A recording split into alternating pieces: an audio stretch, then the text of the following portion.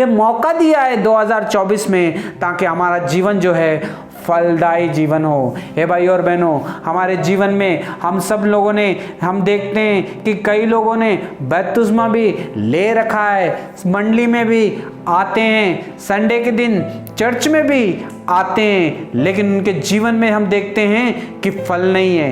हे भाई और बहनों, बहुत सारे लोग चर्च में आना पसंद करते हैं और बहुत सारे लोग जो है पसंद नहीं करते हैं। बहुत सारे लोग जो है चर्च में जल्दी आना पसंद नहीं करते हैं, थोड़े लोग जो है लेट आना पसंद करते हैं। थोड़े लोग सोचते हैं कि यार गाने पूरे ख़त्म हो जाएंगे तब जाएंगे, तब अच्छा रहेगा, वजन होगा, वो सुन के हम आ जाएंगे। और थोड़े लोगों को अच्छा लगता है कि गाने सुनते कि बोलेंगे यार मुझे कुछ काम है, और हम चले जाएंगे कोई काम के लिए बहाना बना के। हे भाई और बहनों, कुछ लोगों को अच्छा लगता है कि आधे गाने जब गाए जाएं तब हम जाएंगे और थोड़ा सा समय हमारे पास कम होगा और बैठ के आ जाएंगे, नहीं तो पता नहीं कौन वचन बोलेगा। कई लोग चर्च में आते हैं और देखते हैं, गाना गाए तक देखते हैं अगर कौन सा ब्रदर वचन बोल रहा है, अगर वो उनके मनपसंद का कोई भाई अगर वचन बोल रहा है तो बैठ के सुनेंगे। अगर उनका मनपसंद का कोई भाई अगर वचन नहीं बोल रहा है तो फिर वहाँ से चले जाएंगे और कहेंगे कि यार हमें काम में बाहर जाना है। हे भाई और बहनों, बहुत सारे लोग चर्च में आते हैं, लेकिन बहुत अलग अलग सोचों के साथ चर्च में आते हैं। हे भाई और बहनों, जितने भी लोग ये सोच के आते हैं कि मैं गाने के बाद में जाऊंगा, तो भाई और बहनों इसका मतलब ये है कि आपके जीवन में आत्मा का फल नहीं है। अगर आप आधे गाने में आके आते हो तो इसका मतलब ये है कि आपके जीवन में आत्मा का फल नहीं है।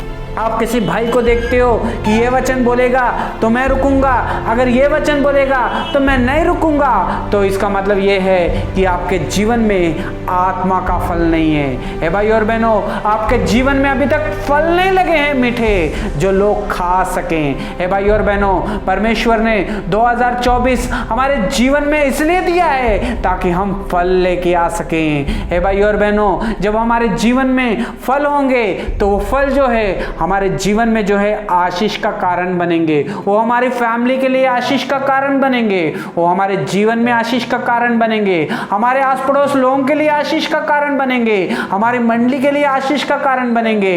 प्रभु हमारे जीवन को जो है सबके लिए आशीष का कारण बनाएगा अगर हमारे जीवन में फल लगे होंगे तो। हे भाई और बहनों, हम यहाँ पे देखते हैं लूका का 13 अध्याय और उसने 6 आयत में लिखा है कि फिर उसने एक दृष्टांत कहा कि किसी के अंगूर की बेरियों में एक अंजीर का पेड़ लगा हुआ था और उसमें कुछ फल ढूंढा और परंतु ना पाया।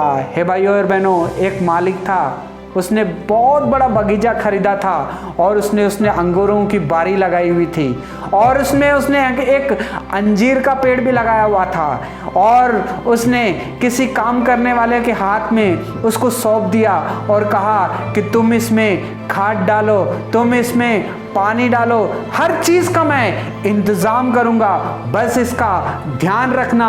अब मैं जा रहा हूँ, जब अगले साल वापस आऊँगा तो मुझे इसमें फल चाहिए। हे भाई और बहनों, उस किसान ने अपने मालिक की बात को माना और उसको वो जब चले गया मालिक, उसके आय तक वो पूरा साल तक उस पेड़ की देखभाल करता रहा, उसे खाद डालता रहा, पानी डालता रहा, जो चीज़ की ज़रूरत थी सब कुछ उसे देता रहा। और फिर 1 साल हो गया।